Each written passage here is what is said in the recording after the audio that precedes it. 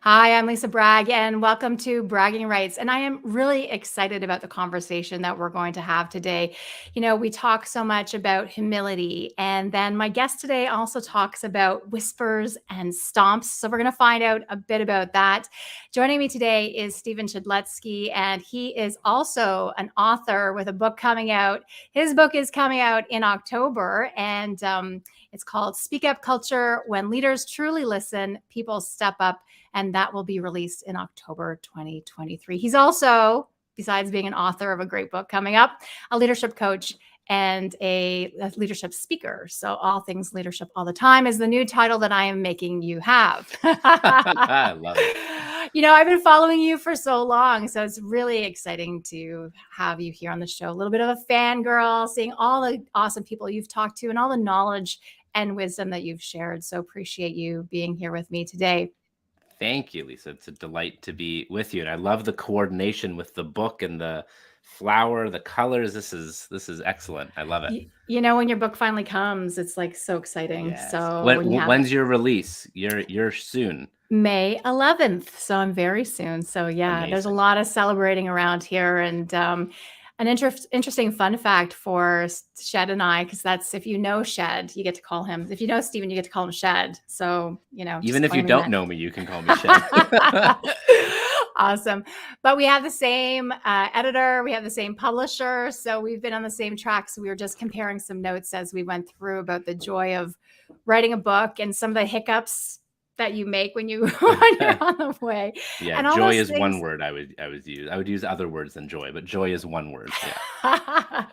And all the things that you leave out and that you wish you had put in along the way. So I'm going to maybe drop one of those here today in our conversation. But as always, if you've joined a Bragging Rights, I love audience participation. It goes back to my broadcasting days when who's on caller 1, who's caller 2, and we bring you up. So I'd love to hear your comments and questions, especially for Shed and his book, for leaders, and how we can really rethink how we help our people in front of us to speak up, to really make that culture that will really make your business and your enjoyment at work even that much better. So hope you play along with us today.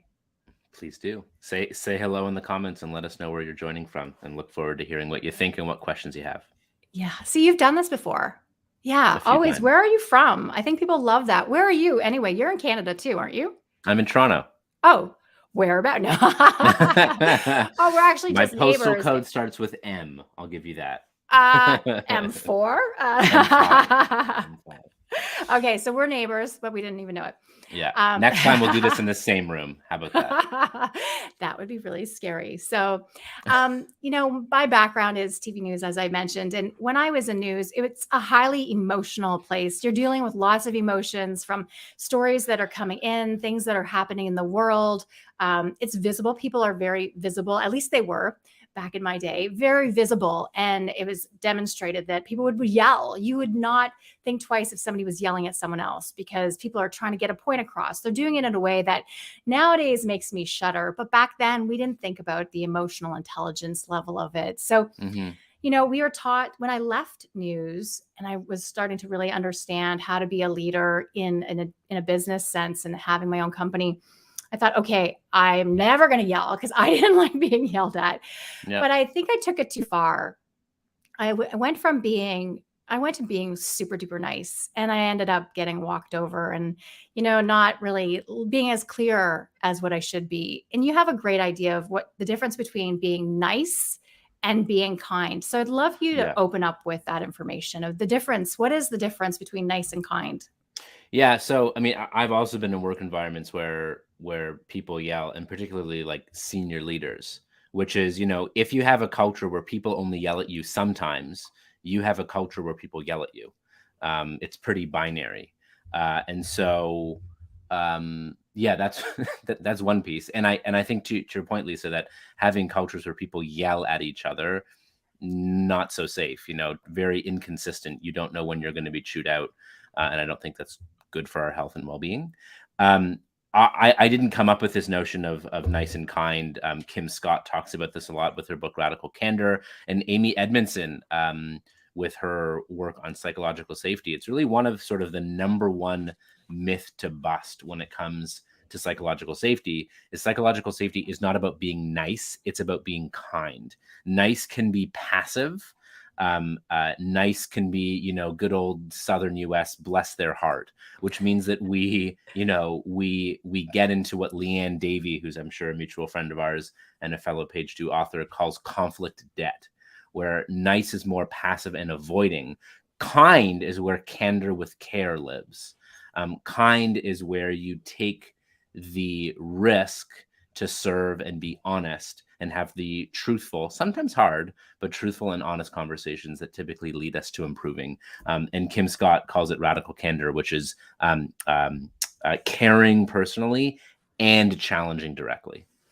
Her book is fabulous. I'm just going to put a pause there, though. I am so appreciative of how many authors you just gave a shout out to and so many thinkers, because I think that's so tremendous, because we really are built on the greatness and the ideas of others. So, and it's one of those things in bragging rights to really shine the light on other people, because when you do, it comes back to you even more so. And all of our ideas, while we think they're so brilliant and original, we're all They're built upon.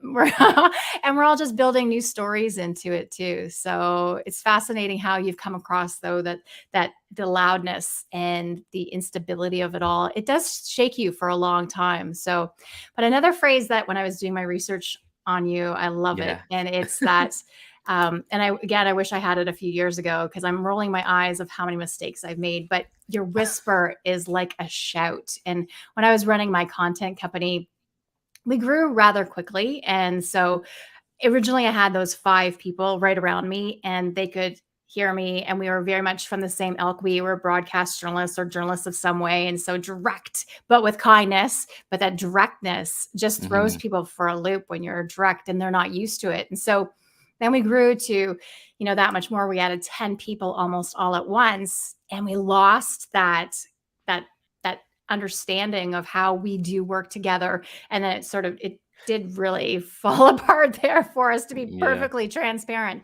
And it's because, I think now in our work environments, we have teams that come together and we disband, and we come together and disband.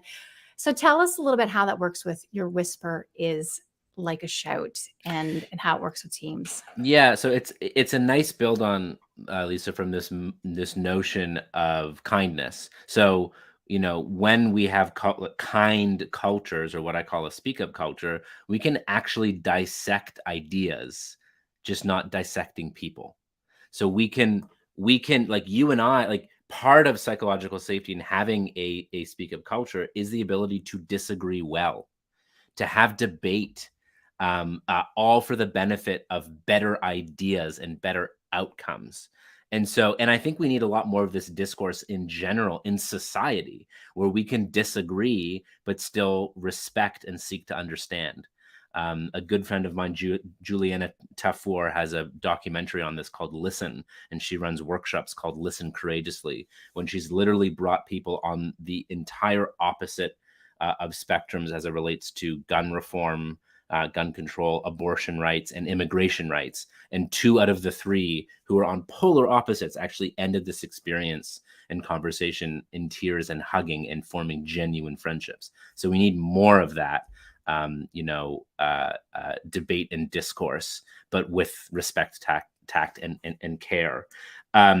This notion that the more senior or the more influence we have in an organization, the further we typically are away from the truth. And it's biological, because we are hardwired to offer deference to those who have more status in the hierarchy, right? We can talk smack behind a leader's back. They walk into the room, all of a sudden it's yes, ma'am, yes, sir, how are you? Can I hold your bags?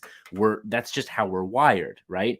And so we must know in our society, and as anyone rises ranks, that you're more likely to be farther away from the truth. We know that power causes brain damage. The more power you have, you are more likely to behave in ways that are counter to the ways that earned you the role. You're less empathetic, more judgmental, quicker to make poor decisions. And so as a leader, our whisper is a shout and our tiptoes are stomps. What we whisper is reverberated and is a shout. The actions we take throw ripples. And so as leaders, we must be more than doubly concerned of how are we behaving, how are we speaking, and how is it impacting others, and how can we work especially hard to gain from the feedback of others so they can let us know how we're showing up and the impact that we're having on others in our cultures and beyond. It's really having that open stance for people to come in and join us on the journey instead of being closed off and saying it's my way or no way. Now, I do see you there watching us, and so I'd love you to join in, everyone in the audience who's watching live. If you'd like to put a comment in and put it to Shed, and we'll have a conversation around any thoughts that you're thinking. He has his book coming up in October, and it's Speak Up Culture: When Leaders Truly Listen, People Step Up. And we also have the same publisher. So it's so exciting for us. So if you have Yes. any questions for Shed, anything that we've said along the way now, or anything that you'd like to ask him about leadership, I'm sure he's good for being on the hot seat with us. So put in the comments and we'll have you up on the show. And seeing so many friends who said they're coming. So happy to have you along the way. Why don't you let us know where you're from in the comments? I'm looking over here because I have my secondary computer ready to go, seeing where everyone is. So just seeing if you can take the broadcaster away from the broadcast booth, but never take the broadcaster out of the person, right? You can, exactly. So how is the book journey going for you? Just to throw that random one out there. Yeah, sure. Really, really well. I mean, I think you and I had, though we have the same publisher and the same editor in Kendra Ward, I think we had slightly different experiences and maybe similar experiences just in sort of hearing before we went on and went live. I started writing, or I came up with the idea for the book in the summer of 2021. I went for my annual tea with Leanne Davey in September of 2021, told her about the book, and later that morning I had an introduction into Jesse Finkelstein at page 2, and I was mulling over, do I do traditional publishing route? I didn't really know about this hybrid publishing world so much. I knew friends like Michael Bungay-Stanier, Ron Titley, and Davey had published with page 2. And so I came to the party with about 29 pages of somewhat coherent notes, and then worked with Kendra through a 10, 12-week process to get a book outline, which was like 45 pages. It was a considerable book outline. And then I stacked the deck in my favor. I knew that a blank page was going to intimidate me. And so I worked with a research and writing partner to get a first draft out. And to have scaffolding that then I could mold and add to. And so I more so feel that I edited my own book than I truly authored it. But it took a team, and I'm proud to say that it took a team. And we strived to live the very message that's within the book as we wrote the book. So I got some research help, I got some writing help, and then had a great partnership with Kendra. I just finished the copy editing process with Steph Vandermullen, and so we are off to the races. I finally, the sort of big joke when you write a book, at least my experience, is the number of times I looked over to my wife, whether it was I was on the couch or I was in a hotel because I was traveling, and I submitted the next version, and I would say to my wife, I finished writing my book again, right? Because it's just a series and a series. But I'm really pleased with it. I've had an amazing journey, and I'm really looking forward to the book getting out and intersecting with the real world and seeing how it resonates, how it does, and what could be better as well. It's that seeing it in the real world and knowing that it's making the difference. That's what really I think is the difference. But yeah, exact same experience. And shout out to Steph too for the copy edits. And the one more last thing before the book was totally closed. It was like the day of, and there was something in the New York Times. I'm like, oh no, if I don't have this book in, like my book is already so dated. No, but one last thing that I really kept. So that's the hard thing is, that one last thing. And so now that it's here, there is no more one last thing, and it is what it is. So hopefully you don't have that feeling too, where it's like, I got to stuff something else in there. Yeah. I mean, I constantly, I really, and I know you mentioned humility when we opened, I really, a couple things that I kept, like, my number one goal was write something quality and worthwhile. That was my number one goal. It wasn't about book sales or anything. It's about write something that I'm proud of, that I think can make a positive difference from those who interact and use it, whether they read it cover to cover or just read the cover. That's one, because just because you sell a book doesn't mean people read it. They make good coasters as well. And then I really reminded myself that this is a book, not the book.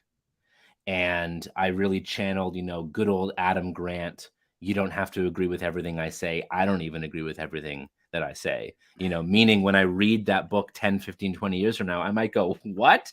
I thought what? The research said what? Right? Like, that's just part of the evolution of evolving our ideas. It's so human.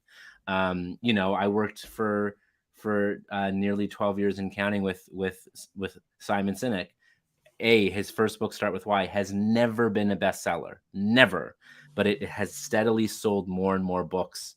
Like, it's exponential. I don't know if it's gone down at all, but anyway, for the longest time, it's been exponential. And you read some of the examples that he has in there, it's dated. It's completely dated. And so they're looking at doing, they were going to do a 10th year anniversary, then the 10th year passed. So they were going to do a bar mitzvah version. I think that's passed as well. So they'll, but books, the message from Start With Why is relevant now more than ever, but you can find better stories, examples. So you're not talking about AOL or whatever, or the iPod, which nobody knows about anymore as well. So, I've just reminded myself, and that if you cut a section, it can become an article or a blog or a video or set on a stage or in a workshop or for the next book, if there is a next book. So there's some of the mentality that I had. Yeah, I agree with you on so much. It's all content for something else. And, we have to do it in service of our readers, where it can't be that 80,000 word or 100,000 word that it could be. This isn't Moby Dick. No. Yeah. And again, people can only read for so long, and then they have to move on, especially books like ours, where we want them to share the wisdom, share the knowledge, and move forward. Louise, thank you for joining us. It says that LinkedIn user, but I know it's Louise. So Louise Stevenson, who's in Toronto, just says great information. Thank you. Thanks for playing along and joining in. If you are watching, you have a question about anything Shed and I have talked about humility. We'll talk a little bit more about that, about being an author, because we're both about to be, I have my book now. So I actually signed this one. This one's to Ben. So it's like to sign your book for the first time. Lucky Ben. There we go. Right. So it's so exciting. But to have your book out in the world, and almost have your book out in the world like Shed does, because his book comes out in October, is really exciting. So we'd love to hear if you have any questions or comments or your experiences, especially as being a leader and trying to serve the people who are in front of you, and also a leader who's trying to grow your own career. I think a lot of that is what we're talking about as you navigate, as you grow. As we get more information, like in our books, the research said in 2022, 2023, it said this, but now, then what does it say? And so we're all evolving as leaders as we go. And so having a question, putting your hand up, is one of those first places to say, I don't know what I don't know. Shed, please help me more with some of your thinking. No pressure. So, thanks. No pressure for sure. Our books both do talk about humility, and we both agree we need humility in the world. I take the stance, though, I'm going to quote Maya Angelou, because she's just amazing, of course, but I caution my readers against this. But she says, humility comes from the inside out. It says, someone was here before me, and then I'm here because I've been paid for. I have something to do, and I will do that because I'm paying for someone else who has yet to come. And I caution the people who read my book about having too much humility, because they're already hidden gems. They already know that statement that Maya Angelou, as a foundational statement that they take deep inside them. And so when we hear this call that seems very loud right now in all the business magazines and publications to really have humility, I caution them against getting too much more, because it often ends up, we mistake it for self-deprecation. So I'm looking to hear what your thoughts are on how that plays in, because self-deprecation then is another slippery slope, especially for women leaders, where we want to make sure that we're not that and a bag of chips, but we need to be that and a bag of chips. So how do we make sure that we're playing on that role of being having humility, but also standing in our ground and knowing what our value is? Yeah, I think there's definitely a dance, but I'm a big fan of humility and humble leadership. Um, you know, I actually don't think we can have too much humility. However, humility can derail into meekness or quiet insecurity or self-deprecation. But the thing I love about humility is you can both be confident and humble at the same time, but you cannot be both humble and arrogant at the same time.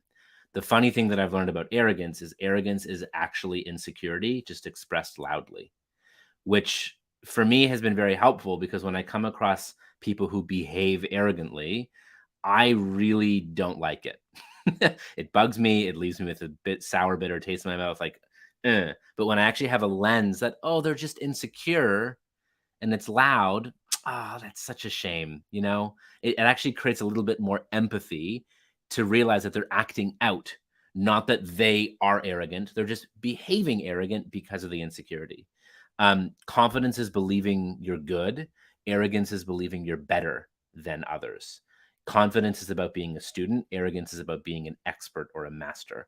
And so we can be both confident and humble at the same time. Humility is a willingness to look at oneself and go, I don't know all the answers.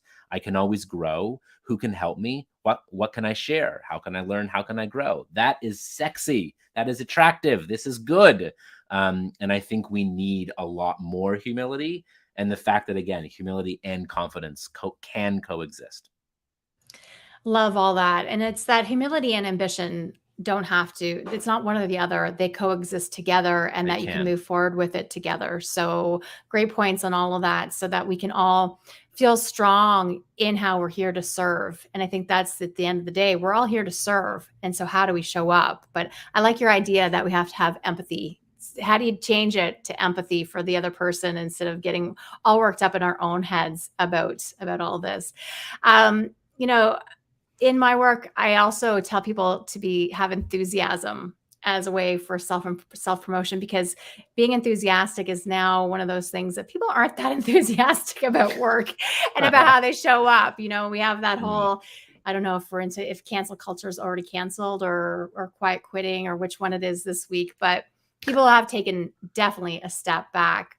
So I know in your work you really want to make things fun and that people are having humor about this, which I think is part of being enthusiastic. Tell us how you hope people will engage with making this actually have a good time with the work that we yeah. do. Yeah, I mean, I talk about some heavy stuff in my book. I talk about the Boeing 737 Max disaster. I talk about, how we know that our relationship with our boss has more of an impact on our health than that of our relationship with our family doctor or therapist if we have one. And the impact on our health and well-being of our relationship with our boss is at par with our relationship with our life partner or spouse. And so whether or not you're in a life or death line of work like aerospace, healthcare, military, law enforcement, if you are a leader, you have a life feeding or life depleting impact on your people. And so proceed with care and caution. I think enthusiasm can be great. I think most important is to be yourself. And if you are an enthusiastic person, bring it. If you aren't an enthusiastic person, you don't have to bring it. But I think the thing that we all have access to, Lisa, is passion. Passion is an output. And passion is an output when we are engaged in things that we consider play, that are in line with our strengths, and that are connected to our purpose, our cause, something bigger than ourselves that we care about. And if we are using our strengths, we're playing, and we're contributing to our purpose that we care about, the natural output will be passion. And I think that you can have people who are not charismatic and who are not naturally enthusiastic. They can actually exude passion and enthusiasm very organically and genuinely if they are engaged in play and purpose. So I was once accused of being too passionate. Mm, And it was my own business. And so I had to say, well, wait a minute. If I'm not passionate about the work that I'm doing, who else is going to be passionate? And I challenge that when you think about your own work and your own life. If you're not passionate about what you're doing and mm, what you're working on, who else is going to be passionate? So that's great thinking about passion and enthusiasm, and we have to be passionate. We hope we're And passionate. yeah, and I think, we can own our passion and stand in our passion, and we can invite others to join us in our passion. And if they don't want to come, that's okay. We'll find other people who want to join us in that passion and contribute and be part of whatever we're doing, whether it's, a social movement, a social cause, a business, a relationship, anything. So I think passion can serve as an invitation for others to join us in it. For sure. If you're watching in the audience, and I see you're watching us live, join in and ask us some questions. It can be about leadership. Shed speaks on so many things too. You can also ask us some questions about being authors, because we both are about to release our books. Shed's book is Speak Up Culture: When Leaders Truly Listen, People Step Up, and it will be launched in October 2023. So it's really coming up fast. And my book, Bragging Rights: How to Talk About Your Work Using Purposeful Self-Promotion, is out on May 11th. So I'm pretty excited about that. So looking forward to having you join us in the chat. And if you're watching the replay, please do leave a question or comment, because I'll come back and see what your thinking is. And we can either get Shed to answer, because he's the expert in the Speak Up culture, or I'll see what we can do to respond and get some thoughts on there too, because we really want you to learn. I think we're both from the same ilk, where we want people to grow from our wisdom and then build new wisdom and build new stories from all of it. So happy to share. You also mentioned, and I think we talked about this in the chat before we talked, but tiptoes are stomps. We didn't get to that, right? Well, so whispers a shout, meaning that's really what you say. Tiptoes or stomps is really in your actions. And if leaders have a gap between what they say and what they do, that's a gap of integrity. And so, for leaders, it's not just what we say, it's how we behave and the impact of that, of both what we say and what we do. See, isn't that nice and tight? That's such a good phrase for you. So now tell us a little bit about your research. So my research, I surveyed people across the world, and it was really exciting to do the research part of it, to add some depth to it. Tell us, what was one thing that your research revealed that actually surprised you? Was there anything that was like, oh, wow? Yeah. So I didn't do independent surveys myself on this. I built upon the work of giants who came before me, whether it's Amy Edmondson or Adam Grant or Jim Dietert and Ethan Burris and Kyle Brickman and many other both academics and authors and business leaders. The one thing, I shared the draft, I think, of my first 3 chapters, which then became preface in chapter 1 and 2, with the fellow author Tiziana Casciaro. She's a professor at U of T, Yes. and wrote, Power for All. Power, yes. She wrote Power for All, or co-authored Power for All. And I shared the first 3 chapters with her just to get her feedback. She's also a colleague with Amy Edmondson. And she said to me, are you writing different things, or are you writing things differently? And I was just like, and when I first started writing Speak Up Culture, I thought that I was giving psychological safety a rebrand. That's what I thought I was doing. And sort of, I'm a big fan of psychological safety, been a big fan of psychological safety since I first learned about it and read about it, actually in Adam Grant's book, Give and Take. And Simon Sinek wrote a little bit about psychological safety in Leaders Eat Last as well. And if I have one or 2 quips with psychological safety, and I've had a conversation with Amy about this. One, her book is called Fearless Organization, to which I said to her, there's no such thing as fearlessness, right? And she's like, yeah, it's an idealized notion. And this notion that, when we say our fearless leader, bull, there's no such thing. And if you do come across a fearless leader, as my Navy SEAL buddy Rich Deviney taught me, get away from them, because that's the leader that's going to get you hurt or killed, because they will go into danger and not listen or notice fear, which is data. And so that's one, fearlessness. The other is I have a belief that psychological safety puts too much of an academic spin and feel, and sort of puts a white lab coat on something very human. And so I came up with Speak Up Culture, of which psychological safety is an input. I thought it was the input, but as we did the research and work on it, and we sort of very naturally backed into it, but then realized that, as with anything in life, you can have a 2x2 framework to explain it, as Kim Scott taught me.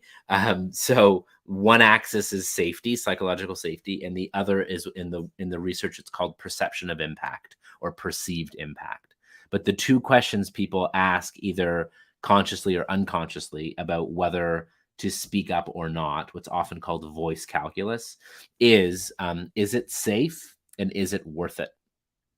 And if obviously we want it to be both safe and worth it, but if it's safe and not worth it, meaning there's bureaucracy or red tape or broken systems, or I want to give a friend feedback on a habit that I think is detrimental to them, I don't think they're going to change that habit, but I feel safe enough to share with them that they should stop smoking or eating fatty foods or drinking too much wine or whatever. I just don't think it's going to lead to any change. A really interesting one is when there's low safety but high impact, which is when you get whistleblowing or courageous leaders at personal risk saying, stop the line, this is not good, people are getting hurt or are going to get hurt. And there are some great leaders that I admire, two of them, Ed Pearson at Boeing, who is the whistleblower with the Boeing 737 MAX, Dr. Kimberly Young McClear with the U.S. National Coast Guard, who spoke up against the mistreatment of people of color, people of same-sex orientation and marriage, of which she is all of those. And at personal risk, she spoke up to give the platform for others to as well. And she's been repeatedly attacked for it, but she's still doing it because it's the right thing. It's too important. So yeah, that's the biggest thing. And what's fun, and thanks to Tiziana for the language, in the end, I think I've written something that is both saying different things and saying it in different ways. So good. And so much to unpack there. Like, who else wants to go and get his book to hear about these stories and the stories that you unfold? I want it right away. I think what's interesting too, you've really chosen stories that we kind of know about, but we don't really what are the juicy parts of those stories? And so I'm not going to ask you to give them away right now, but interesting, is I'm it happy different to. or okay, well, give us one. Give us one so that's like a little bit of a taste of what's one of the stories that you really like. You mentioned Boeing several times. Yeah, so. yeah. I mean, well, one of the best ones and sort of the quintessential example of a speak up culture working well comes from a former Boeing executive. He used to lead Boeing commercial. His name is Alan Mulally. And in 2000, I want to say Mulally became the CEO of Ford Motor Company. At the time, Ford Motor Company was struggling hard. They were bleeding money. They were about to go bankrupt. And in the press conference to announce his leadership role, he was asked, what car does he drive? And he says, a Lexus, because it's the best car on the road, as if it was an invitation for his people and his company to build a car that he would be proud and happy driving. And as most of us would do if we take a new leadership role, what's the first thing we do? We go on a listening tour and we host meetings. And so he had a weekly meeting with his direct reports with a very standard green, yellow, red project status. Where are you on your list of responsibilities? What's green? What's yellow? What's red? And for weeks, all he got was green, green, green, green, green, green, green, and not green, green grass as we see on TikTok. But just green, everything's fine. And he said to his leaders, everything can't be fine. Like, we're failing. We're going to go bankrupt. If you're all giving me greens, either you're lying to yourselves, you're lying to me, or your people are lying to you. I need to see the yellows. We need to see the reds, because if we're going to actually turn this ship around, we need truth, and we need to support each other. Now, the reason everyone was just showing greens is because the previous leader, the previous CEO, was quite tyrannic, apparently. And if you brought bad news, you became the bad news. And much like sitting at the table with Dr. Evil, you just wouldn't show up at the next meeting. If you brought bad news, you were dismissed. And so they were very conditioned to just bring good news, even if it wasn't the truth or the whole truth. And so finally, one person at one of these meetings, a guy by the name of Mark Fields, who became the next CEO and Mullally's successor, said, I have a problem here. I think it was a yellow or something. And Mulally literally stands up at the table, gives him a standing ovation, says, thank you, Mark. We need more of that truth. Now, who can help Mark? And someone said, oh, I can help Mark. with that. And he went, excellent.